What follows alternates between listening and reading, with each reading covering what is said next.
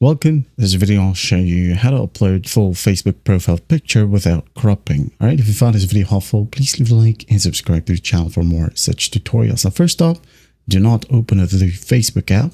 Okay. You're going to want to open up your favorite browser. It could be a Brave, Safari, Google Chrome, or whatever browser that is available on your phone. Okay. Let's say I'm going to go ahead and open up Chrome right here. Now, what you'll do is just go ahead and type down facebook.com. Okay. Once that's done, just tap on enter or go and just wait for it to load. Now in here, as you can see, it says open app. Okay, so what you'll do is just tap on the three dots right here at the top right or at the bottom right. Tap on the three dots and just request the desktop site version. Okay, tap on the check mark right here and just wait for it to load.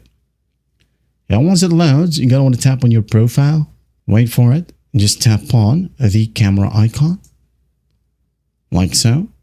And just upload your photo or select a photo from here. Okay. Let's say I'm going to upload, select this photo. Just wait for it.